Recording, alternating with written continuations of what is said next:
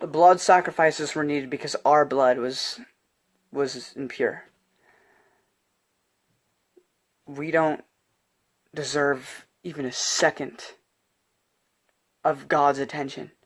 We don't deserve to be up there. We don't. None of us do. We don't even deserve to see Him in His glory. We don't deserve it. We don't. We're not perfect. Heaven is meant for perfection, and none of us meet that mark. But Jesus was perfect, and He paid the price for all of us. So that way, when God looks at us, He doesn't see a wretched, dirty, disgusting sinner anymore. He sees a son or a daughter that He loves with open arms and open heart. Not that He ever hated us before. He hated our sin. But any good deed you do would be like using a dirty rag to clean like a window. You can try to clean that window all you want, but you're still using a dirty rag. No matter how much you want to be kind and clean that window. So, that's what I have to say to that. That's why we needed Jesus as the ultimate blood sacrifice. Third, evolution. Evolution has been my absolute favorite to study. I've been doing crazy shit with evolution. I've been really into documentaries. I've been really just full on watching videos and doing my reading on it. I recently started watching the show called Cosmos. I remember when it came out, and I wasn't allowed to watch it because there was a lot of anti-religious themes in it. But it is so eye-opening because I'm actually really disappointed that I didn't get to watch it when a few years ago. It was a lot of what it is fact. I was just like, how is this not being taught all over? It was shocking. It was shocking. I never knew some of the stuff that, the theory of, I'm gonna get on this here. I'm going on a tangent. Alright, before we even get any further, you're talking about evolution. So, I know you started talking about Cosmos. That's where I'm at. The TV show. First off, I personally don't think evolution is true. But, that doesn't mean that it isn't. I still need to do more research on my part. But here's the thing. Even if it is true, how does that disprove God? How does that disprove God? Genesis never goes into specifics of how He made Adam and Eve. It does say from dust, so that's where I think there's a problem, but other Christians might differ on that.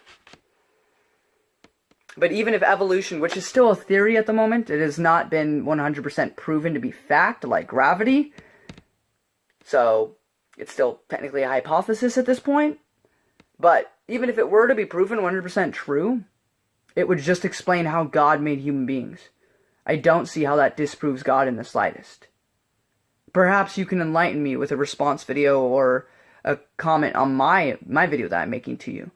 But I'm very curious as to how you believe that this disproves God. Because I don't think it would. But, continue on. Poop. Another issue that I see with what you're saying is that you talk about, religious believers having blind faith. But again, you clearly have not even tried to research the other side of the coin. You picked up that coin, you looked at it straight on, you went, oh yeah, that's amazing, let me see more of that. Good, nice, thick. You are so into it and so sure that you are saying, fact. You deny that? You're retarded. What are you doing? Is essentially what you're saying right now. I know you're saying it in a much kinder way, but this is essentially what you're telling me right now. You're retarded. How could you not have this in school? It is in school. And I'm very disappointed that it is, because until it's proven 100% true, like gravity, it shouldn't be taught in schools. It shouldn't be. You keep saying fact, but you haven't even researched the other side. You watch a couple documentaries, read a couple articles, and believe that you are an expert. And that you've figured out the truth. And it's just, it comes off very arrogant to me. Because You clearly haven't done the research for the other side, just like Richard Dawkins, who, in his extreme rudeness, even said, he's trying to disprove the Bible, and he's like, reading the Bible is even worth my time. It's a waste of my time. I don't need to. Or Christopher Hitchens, who never really addresses stuff that, Christians bring up. He just simply talks about how immorally bad religion is. Except that from his worldview, from atheism, he can't believe that it's truly wrong. It's just his opinion. But yeah, it's absolutely astounding how sure you are of this. Because you've watched a couple videos, watched a couple YouTubers, read a couple articles that you know everything. It's so astounding to me.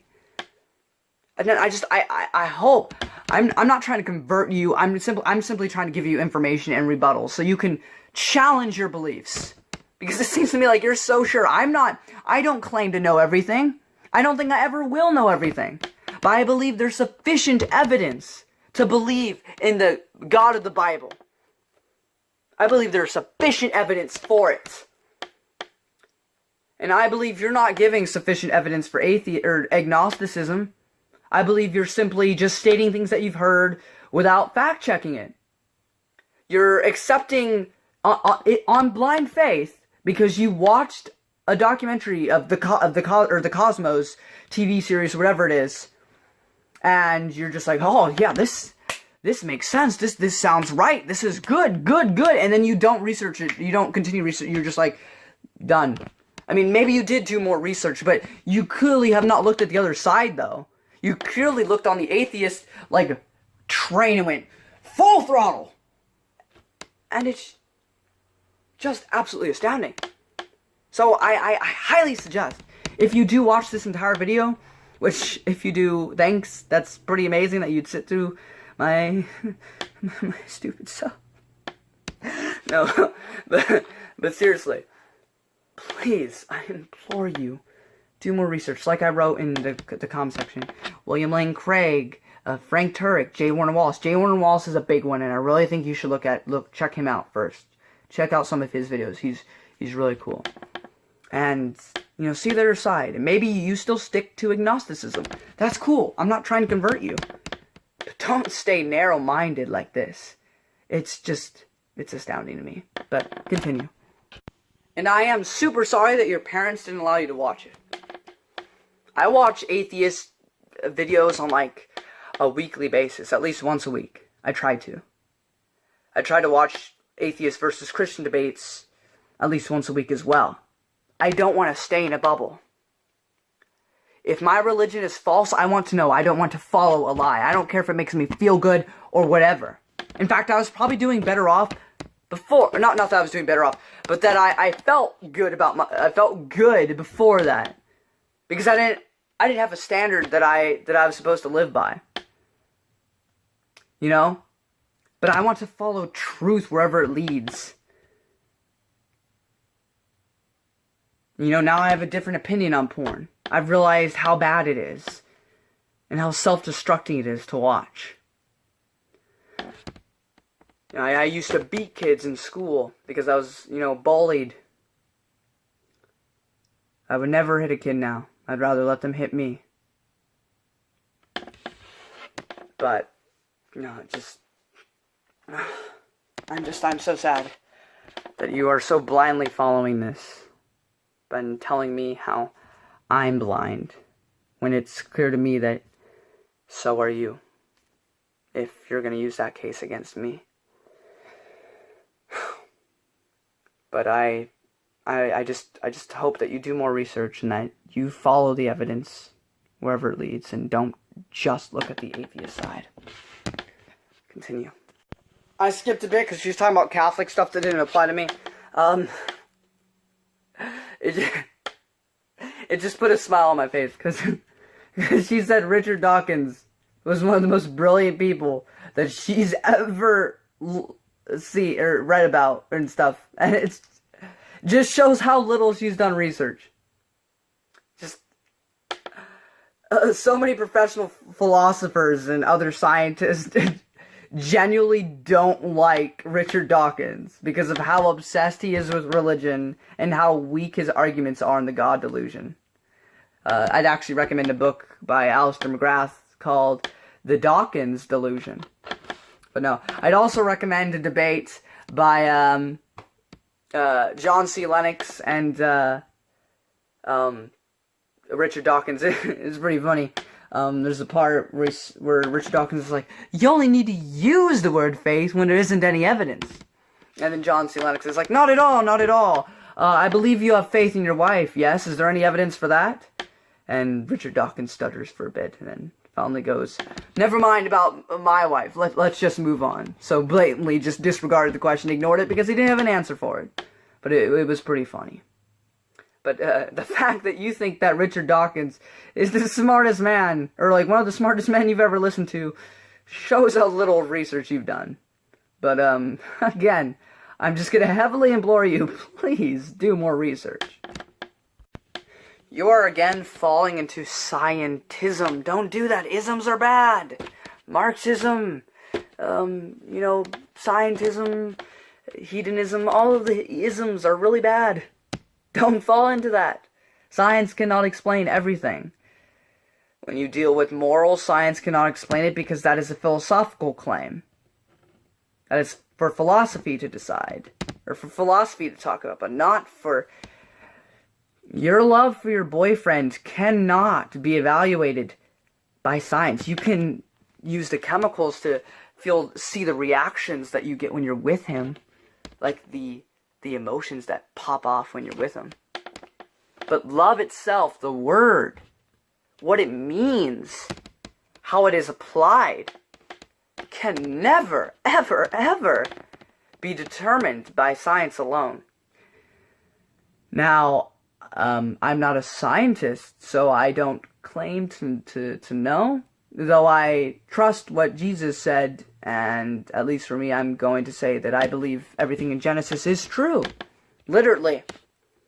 As for the age of the earth, that is a debate between Christians and Catholics and all of that, and I don't particularly have a stance on it. I don't think it really affects the validity of Christ in any way, shape, or form, though if I was going to side with one, I would probably go with billions of years. I think the scientific evidence is in support of that. But, yeah, continue on, please. It's very interesting to hear.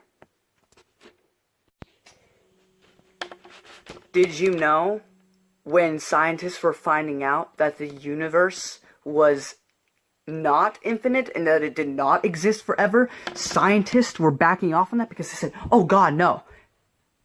If we confirm this, that's just only going to put more validity to the Christian faith about Genesis. In the beginning, God created. The Bible said it first, that there was a beginning to the universe. And there can't be a cause for the Big Bang. Because before the Big Bang, there was nothing. Literally nothing. Do you know what a rock thinks about? Nothing. No molecules, no atoms, no nothing. You can't go from nothing to something. That's just not logically possible. It is not possible. Now I believe in the Big Bang. And I believe that there was a Big Banger via God. And he could create something from nothing because he was already there. And now you go, well, if you want to use that thing on the universe, well then, who is God's creator? And that's a circular argument because regardless, there still has to be a beginning point. So if God was created by another being, then that being would be God. Eventually, you still have to get to a starting point with the supernatural basis that is God. So that point can't stand. So it's absolutely absurd of you to make this argument. It's a very weak argument. It's been used many times, and it's been easily defeated by many. So, anyway, continue on. But Darwin didn't know about DNA. DNA is a word. When you read Harry Potter, when you read Dawkins' writings, you see those words and you know that there's a mind behind it. If you were playing with those magnetic, alphabet letters. And you came home one day and it said, hey, take out the trash.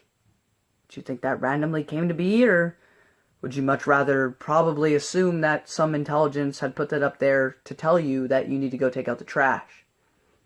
Better yet, you keep using science as the end-all be-all. If somebody is working on a Ford car and you know every aspect of the car, you know how it works, how it can be dismantled, what parts are needed, what parts are in it already, just what makes a car a car. Because you know all of that, does that mean that Henry Ford does not exist? It's sad because these arguments are very weak and have been refuted by many. And you are just eating them up. And it breaks my heart. Let's continue. The Bible doesn't ever put an exact time frame. That's why we are able to have disagreements on if it's 1,000,000 years or a couple thousand years. As I've said, I'm aligned with science, and science seems to point to it being millions of years old. At least from the research that I've seen. But you see, people seem to have problems with different denominations because they think, well then, how can you trust Christianity because there's different denominations? But it depends on the circumstance. Like, I can't trust Catholicism because the stuff it says in it is contrary to what I believe the Bible teaches. Like, it says you need to pray to the apostles instead of Christ for some reason. Like, I heard from my Catholic side of the family once that you need to pray to the apostles so they can butter up Jesus for you, which kind of seems to ruin the whole point of him sacrificing himself for you. What's the point of him sacrificing himself for you if an apostle still needs to butter Jesus up for you so he can even stand and listen to you? That just seems absolutely absurd to me. But again, this doesn't really apply to me because I don't believe the earth is 6,000 years old. I believe it is millions of years old. But again, there's different denominations in there, but you can't follow Catholicism because it seems to fundamentally go against what the Bible teaches. But as long as the essentials are there, then you can disagree on smaller things. As long as it doesn't destroy the essential, Jesus Christ rose from the dead and was the sacrifice for you, then you're fine. The other stuff is just usually trivial, depending on what it is. Some of it is more important than others. But, like, if you want to decide you want to have, like, a metal band in your church instead of, like, the normal, like, hymns and stuff.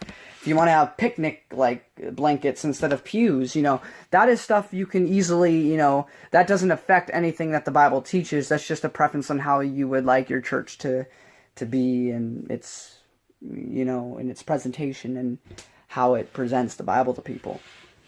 But that doesn't affect the teachings at all. So, that's where you get different denominations. Now, the 6,000 year thing and the 1,000,000 years thing, that doesn't really affect the claim of Jesus at all, because Jesus never really talked about the age of the earth. So, if the 6,000 years people turn out to be wrong, that still doesn't affect Jesus because Jesus never claimed to know the exact age of the earth. People are doing that now, but he of course knew he was the Son of God, but he never said anything on that in the New Testament. But again, I believe it's, millions of years old, but that's just me. But, yeah, so, again, this doesn't really apply to me, but whatever. Convert to whatever I am now, was miracles. Miracles happen all the time, so it proves that the Bible is real. Well, think again. One of the things that kept me grounded to Catholic religion were miracles. I'd always say, but what about the miracles? Who's to say that these aren't other works of God's? I don't believe in gods, but I'll use this as an example. And my screen is going into focus. So, a Muslim man has a brain tumor and is suddenly gone because he prayed to Allah and Muhammad that night. The next day, he's cured, so it's because of Allah. There are many stories of my example that are quote-unquote true with every religion. It's actually very hard to prove a miracle and its authenticity now. The Catholic Church only accepts very few nowadays. One that stuck with me was the bleeding host. Catholics believe that the wafers they receive on Sunday and other holy days are actually the body and blood of Jesus Christ. I personally don't believe in that. I just don't see how that's scientifically possible. I always thought, And one of the things, this is dogma. If you don't believe in that, the consecration, that it's turning into the body and blood of Jesus Christ, you are not, you can't be Catholic. Or you have to believe in it. You have to believe in it if you want to be Catholic. And, I never really believed in that because I was thinking, it doesn't look like it though, it doesn't taste like it. I mean, I get maybe like symbolically, spiritually, but, I mean, it's not the body and blood. I mean, human flesh and blood, I don't know. But the last report of there being a bleeding host turned out to be a mold and was proven to be fake immediately. It was really hard for me to grasp onto some of these things, but I needed to have an unbiased mind, and honestly, that's what helped me. There's nothing wrong with being loving and open. Having an unbiased mind has freed me to be who I want and say what I please. A lot of miracles from saints are from hundreds of years ago and are only proven by testimony. No actual evidence. I won't rule out that a supernatural presence could have been interjected with a miracle. I do believe in a creator of the universe, something a bit more broader, and an afterlife. I just don't see how certain kids get their cancer taken away, and it's a miracle, and some kids suffer with it and wind up dying. It doesn't make any sense, and that dumb excuse that it was their time, it is not good enough for me. I know that if I had a son who had cancer and he died, and somebody said to me, it was God wanted to take him now, why does that kid get his brain cancer healed, but mine doesn't? See, I don't like that. Sorry, I'm getting a little heated right now. Fifth, this is a question I ask myself all the time. Pascal's wager. Pascal's wager was it's basically a question at saying, what if I'm wrong? So I used to ask myself this literally all the time. What if I'm wrong? And what if the Catholic religion is right? And I'm gonna go to hell. It is better to believe than to disbelieve, because the risk of disbelieving is too great. Why risk going to hell? This is known as Pascal's wager. The 7th century mathematician Blaise Pascal is famous for his Pascal's wager. According to Pascal, one might as well believe in God, because if you're wrong, it won't matter. Therefore, one should believe in God. But the main problem with Pascal's wager is it doesn't tell you which God. To hedge one's bets, should one believe in Judaism, Christianity, and Islam? But Christianity says you can't be Muslim, and Islam says you can't be Christian. Will the Christian find him or herself in Allah's hell? In short, Pascal's wager follows a good argument to believe in God. It's basically saying to be prisoner in whatever faith you're in.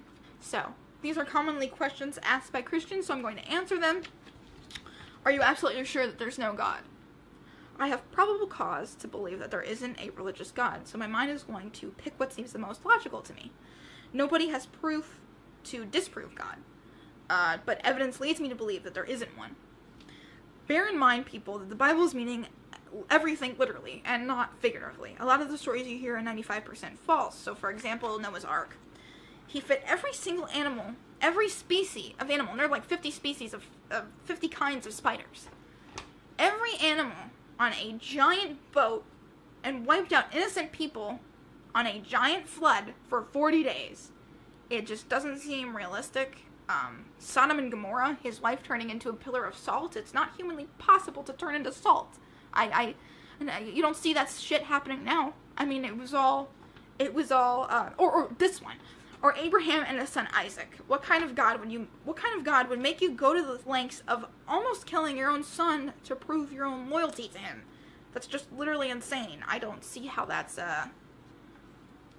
I can guarantee you if you ask a Christian to kill their child, for proof, that you really are loyal to God, they would not do it. And anybody that does is fucked up.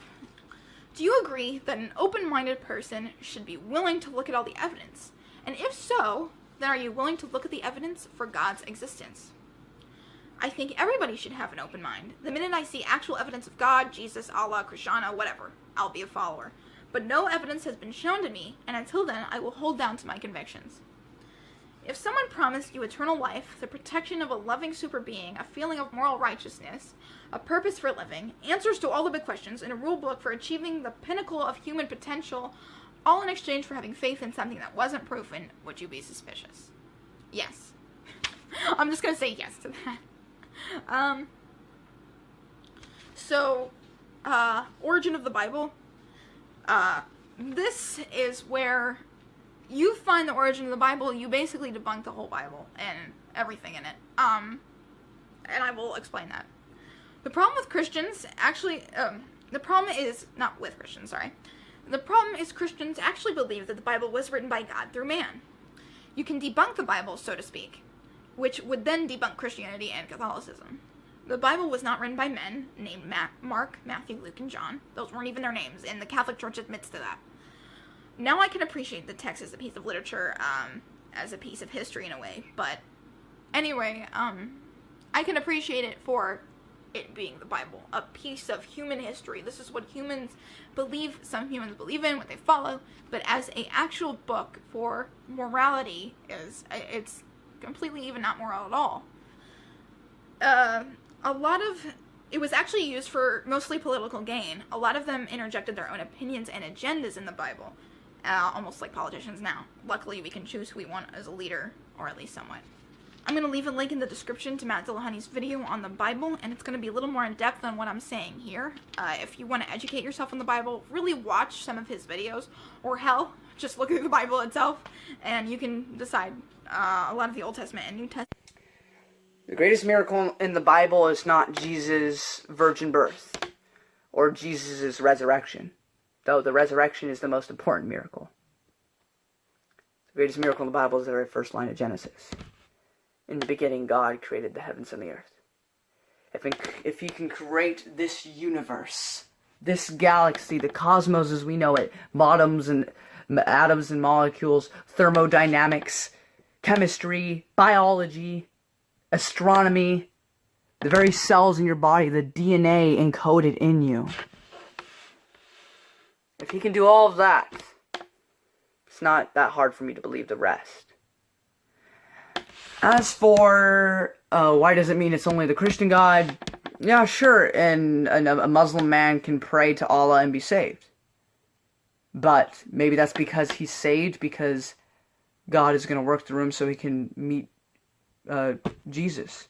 I mean, we just can't know. We're not all-knowing. But yeah, just because you're not a Christian doesn't mean that God won't answer prayers. It's a case-by-case basis. Like, an atheist could one day just be like, for the hell of it, you know, like, be in despair because their wife's got cancer or something and pray. Maybe nothing happens, maybe something does happen. Although, I guarantee you, if God did intervene to help save that person's wife or husband, they would not give credit where credit is due. They would just say, oh, it's science that we don't understand yet. They would not give the credit to God. But yeah, I don't see how that really affects anything. But continue, maybe you'll change my mind. How do you know that George Washington existed? Eyewitness testimony. That, and he wrote his own, documents and stuff, his own letters. There are paintings of him, but we don't have pictures of him. There is no way to know for sure that George Washington actually existed. We simply are relying on the testimony of others to provide that he did in fact exist. It seems as if nothing would convince you that miracles actually happen. I'll refer you to an awesome guy, Madlove. He's a Christian YouTuber. We converse a lot on Instagram. He's very cool. He made a 78 question response to the Atheist Voice, who had 78 questions for Christians. I also responded to that, but it's in 5 parts because I took way too long on it. But he was nice, quick, and short. I suggest you watch that. It's about 28 minutes. If you're truly open-minded, then I hope you actually do. But he actually answered some of the points you made. And, I'm trying to say this on the spot, so there are some things I'm forgetting here and there that if I was at, like, a formal debate and we were, like, in a classroom or something, and, I had all my research in there in hand, then it'd be much different. But I'm trying to respond to you as if I met you at school and I wasn't prepared for it. I'm just talking to you from what I know now, without any preparation beforehand. But, yeah, so I don't think that flies either. But, I mean, what would convince you? I mean, they didn't have cameras back then. But let's just say they had a camera. Would that convince you? I mean, you say you're open-minded, but it seems to me that you're very not. I'm not trying to be rude. I'm not trying to disrespect you. It's how it's coming off, and I'm sure maybe that's not how you're intending it, but that's how it's coming off, and it's weird. But that's what I have to say. But continue on with what you have to say. Well, again, God is all-knowing. You're not all-knowing. You don't know everything that's going to happen. You don't know the past, present, future. You don't know all of that. So you can't say that it's wrong for him to pick and choose who he cures and who he doesn't, because you just can't know. You don't know the implications of everything. We're not all-knowing beings. We're not omnipresent. And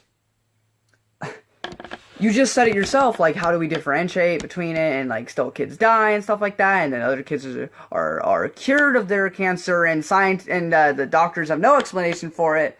But again, that's not proof for you, because you just say, well, we do, science hasn't explained it yet. So ultimately what you're saying is that you're not going to give God the credit where credit is due, and you're just saying, well, since it's unexplained, I'm just going to assume that science will explain it later, and that will do it. But eventually this universe is going to end, at least from an atheistic perspective. And I can almost guarantee you that you will not have learned everything. And I don't think you ever will be able to learn everything. But you're not willing to give God the credit where it deserves, because you're just going to use another excuse to say how it wasn't God. And that's just absurd to me. But continue. You're making a moral argument, which again, you can't have any basis in if God does. I mean, I know you said that you believe in a creator of the universe, you believe in an afterlife, but you believe in a broader sense. But if God is all-knowing,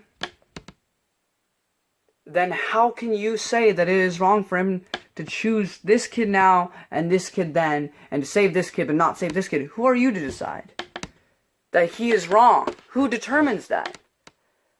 Or the Christian God is wrong? Who determines that? You? Your boyfriend? Me? The President of the United States? Queen Latifah? Who gets to explain that? Who determines that? I think it's God. And again, as I said before, if God decides to have a kid go, the kid's in a much better place. And of course it'd be sad and heartbroken for my kid, but as long as I raise them right and they're a Christian, I know they're chilling with Jesus, and they're far more happy than they were with me. A lousy dad as I'd probably be. So I think that this point falls flat, and it's not even really an intellectual rebuttal you're making. You're making a moral argument. You're making an emotional argument, which you can't really use if you don't believe in objective moral values, which I don't actually know if you do. Perhaps you do. That's another discussion for another time. But even regardless, who are you to say that God picking and choosing is wrong? If he can see everything in all time, all space, perhaps letting this one kid go will in a ripple effect, like the butterfly effect, save another 100 in the future. Like, you just can't account for that, because we're not all-knowing. You just can't possibly understand the complexity that would be a deity's mind. Anyway, I'm just gonna quickly talk about this, because I absolutely agree with you. I don't agree with Pascal's argument. I mean, to an extent, I guess, but I don't think anybody should just believe. I think that is absolutely absurd. I would not want to force my children. I would not want to force my friends and family. I would never, ever want somebody to follow something just cause, you know, I don't know. You know, it might be true. They should only follow it if the evidence is in line with it. And I absolutely believe that the evidence is in line for a creator.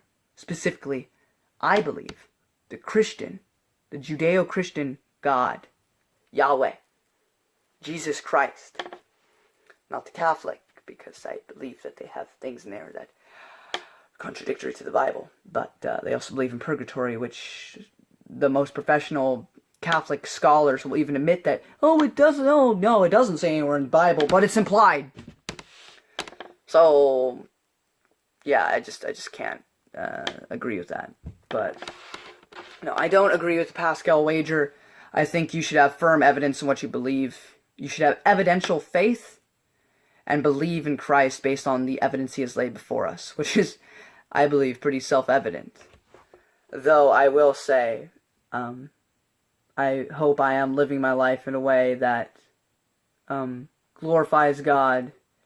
And, if it is false,